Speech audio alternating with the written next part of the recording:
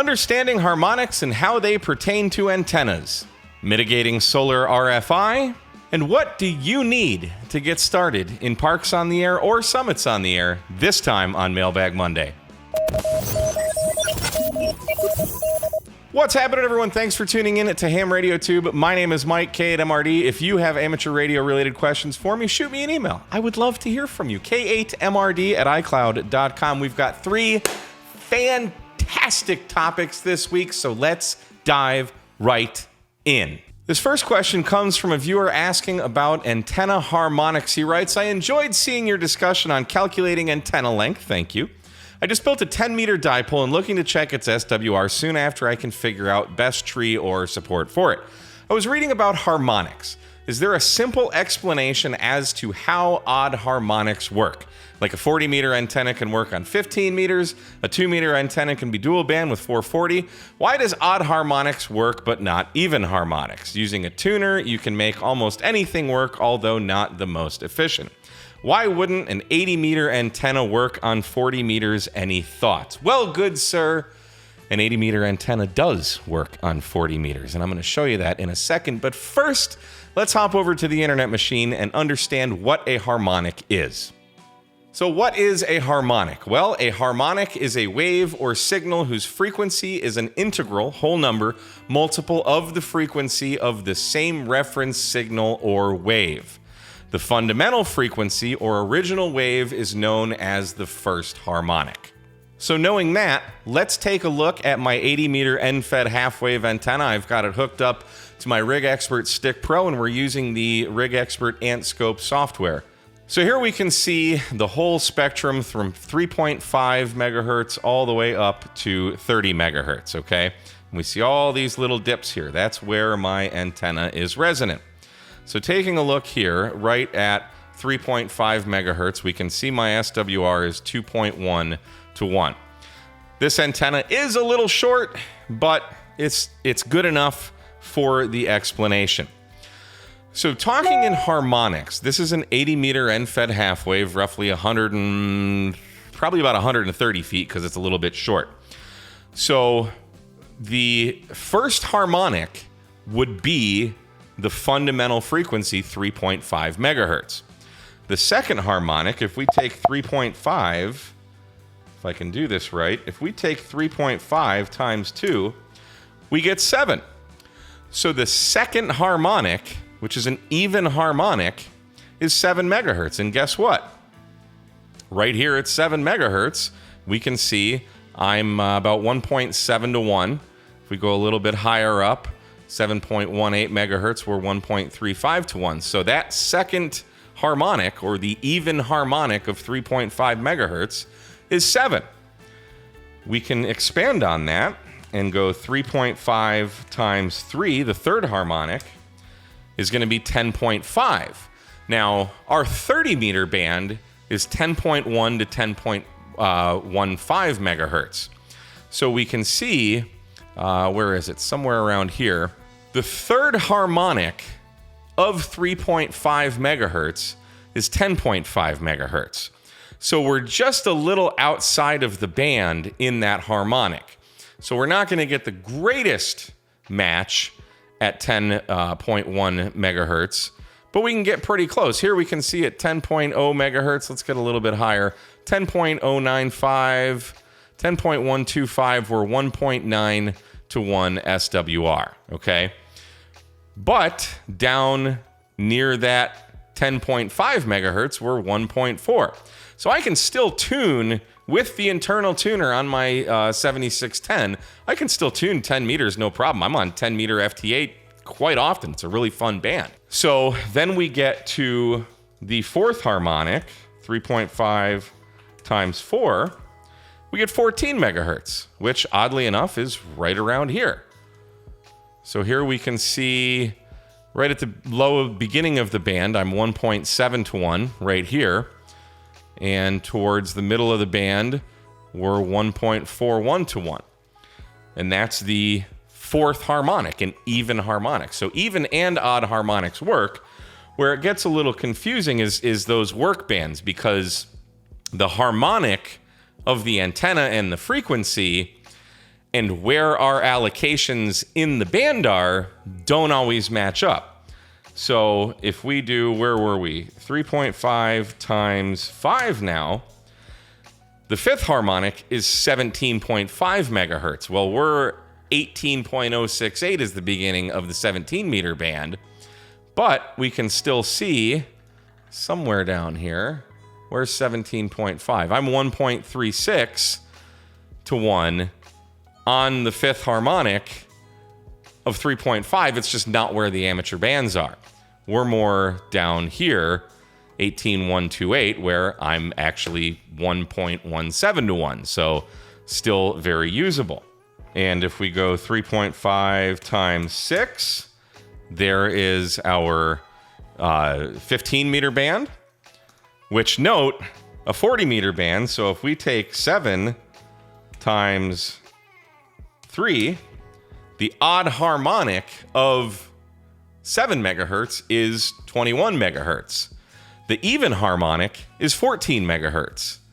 And then the fourth harmonic of 7 megahertz is 28 megahertz. So that's how we can get 7, 14, 21, and 28 megahertz all resonant from just a single 40 meter end-fed half wave, because they're all on those harmonics. But there's no harmonic that's in range of the 17 meter band to give us that 18 megahertz, which is why I do the linked end-fed half waves to get me 17 megahertz, because it's just kind of out of the frequency for the harmonic versus where our band plans are. So hopefully that makes sense. And then same thing, if we go, let's just say 146 megahertz times 3 is 438 megahertz. So the odd harmonic, the third harmonic of 2 meters, is 70 centimeters. But we can also do 146 times 2, which would give us 292, but that's nowhere near the harmonic or the allocation that we have for 220 megahertz. So that's why it doesn't work on 1.25 meters. It's all about the maths and where our allocations are as it pertains to that. Hopefully that explains harmonics, and hopefully you learned a little bit more about it. So there's my answer. Thanks for writing.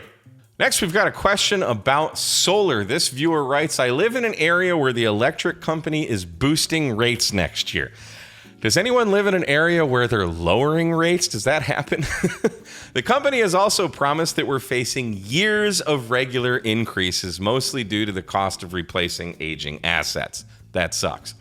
So I'm taking the plunge and having solar panels installed on the roof next year. The rub in all this is that my HF antennas are in the attic thanks to an incredibly persnickety HOA. Man, it keeps getting better for you. It's a Chameleon MCOM2 random wire in an inverted V configuration. By the way, awesome antenna for my situation. So my question is, what steps can I take in the solar panel installation to reduce the noise that my antenna picks up? So great question. Generally, the solar panels themselves are not what cause RFI. I've used all kinds of solar panels, from really expensive power film solar that are $1,500 a piece to relatively inexpensive rich solar panels that are under $100 a piece, to everything in between. And I've never experienced RFI from the panels. It's generally caused by a bad or RF dirty, improperly shielded solar charge controller. That's the culprit.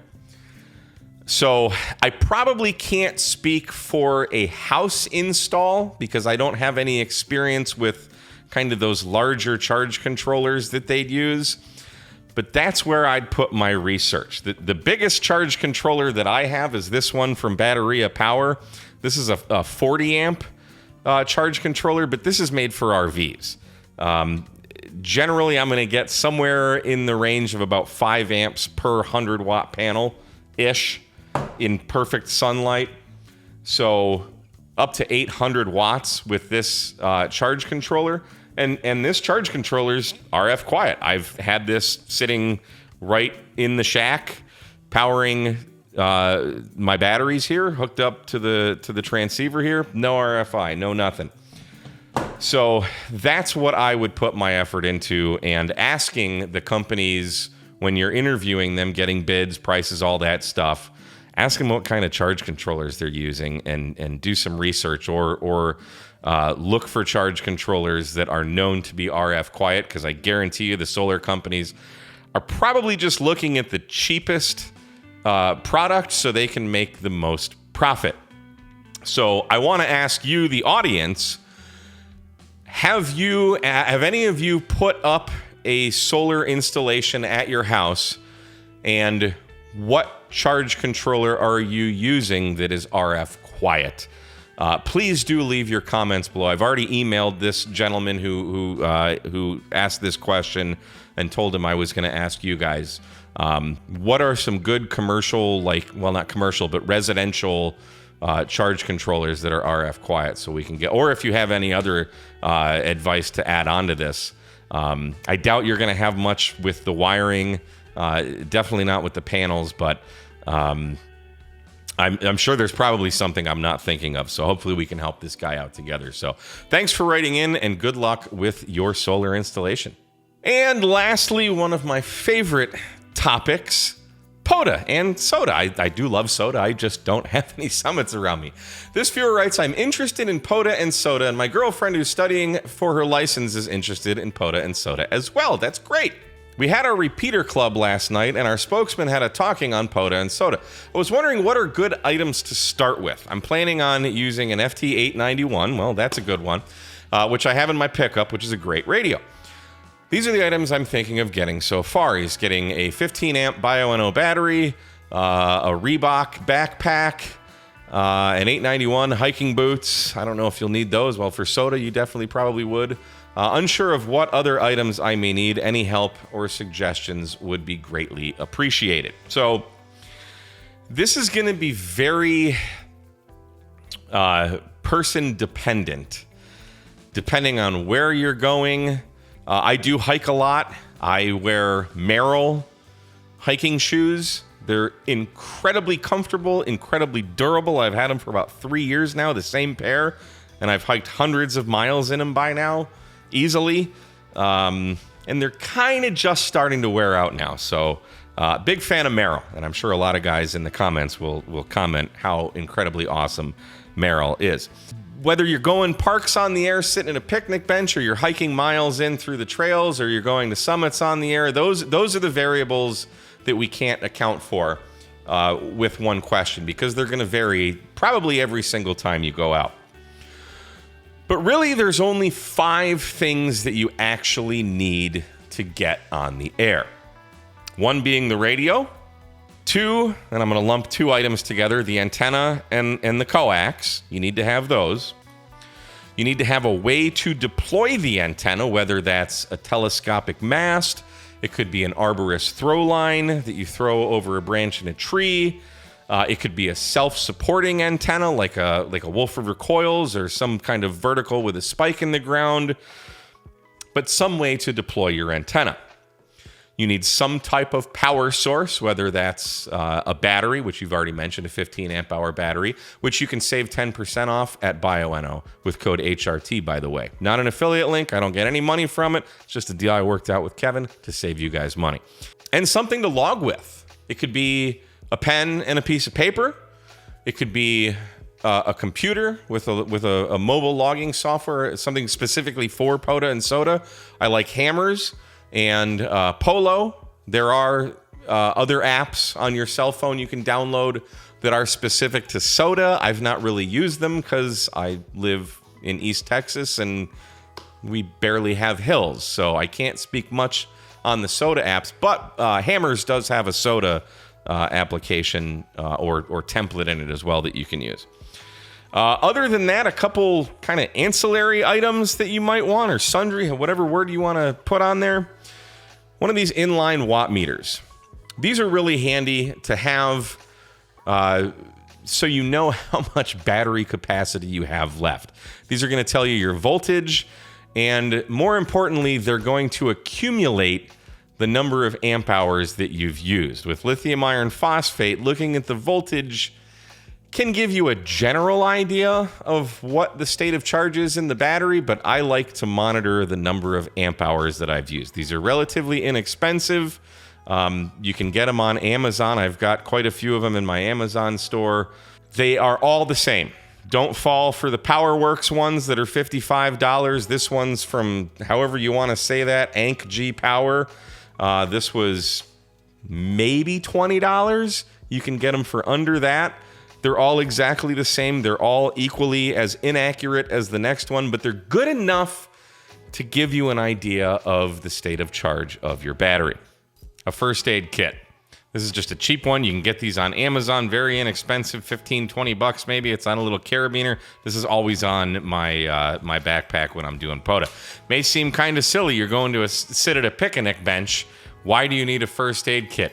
You would be surprised. This has come in handy. Not very often, but when it's there and you need it, you're glad you have it. When I first started getting into portable radio, I was using a metal spike or a metal stake in the ground, and I went to take it out, sliced the crap out of my finger, and thankfully, I had a first aid kit because I was bleeding profusely.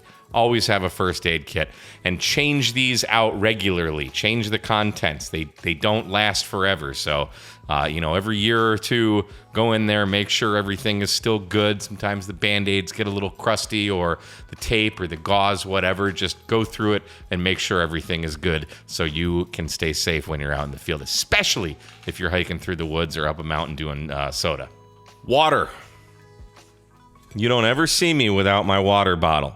Water is my favorite thing in the world. I always have a water bottle with me. A big one. I like these insulated ones because it gets hotter than Hades in Texas. But make sure you have enough water for where you're going. That I don't go anywhere without my baba. Another good thing would be to bring the two of you bring an HT. Sometimes we might not be able to make all the contacts that we need to make to have a successful activation. Maybe you're doing a POTA and you can only get 9 contacts no matter how hard you're trying. So you could work your girlfriend and she could work you. Maybe you only made 8 contacts. You can work each other on 2 meters and 70 centimeters, get a park to park, and then get that 9th or 10 contact. So bring an HT and adapters. Maybe not for your first outing. This might not be quite as important, but as you start going out more and more, start playing with different antennas, definitely have adapters and these little zipper bags. Thanks to Mike, Kilo Golf 2 Mike, he's turned me on to these little zipper bags. I've got these in my Amazon store under antennas and antenna accessories. But I've got one of these in every single one of my ham radio bags. They're like, I think I got 5 of these for $8 or $9. This is the extra small size. And I've got extra stuff in here.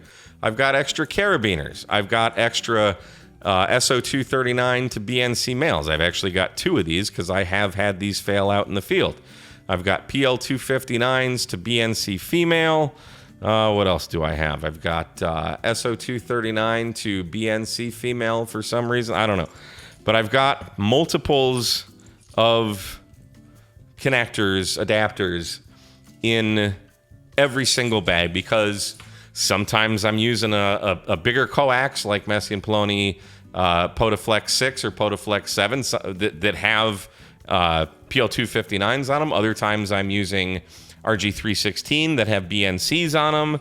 But depending on the radio or the antenna, maybe I need a BNC to SO239 or a BNC to PL259. That's kind of it. But the most important thing I can tell you when you're getting started out, I did the exact same thing. Before you even go where you're planning on going, set up in your front yard or your backyard, or just go down the street if you've got a local park that's right down the street and set up. That way, you know what you actually need and what you might not need. So when I first started getting into portable radio, my bag kept getting heavier and heavier and heavier and heavier because I kept adding so much crap to it. And then at some point I realized, I don't really need all this stuff. So I started shedding all kinds of weight. My bag got smaller. My pack got lighter. and my efficiency went up. So it takes practice. You're going to learn something new every time you go out, but the best thing you can do is start by setting up the gear you're going to take on that activation right in your backyard. Because if you forget something, you can run back in and grab it. And if you don't need something, it'll be sitting in your bag and you'll be like, well, I don't really need that. So that's my answer, and thanks for writing in. And guys, if you have amateur radio related questions for me, shoot me an email. I'd love to hear from you, k8mrd@icloud.com. That's all I got for now. 73. My name is Mike, K8MRD. We'll see you next time.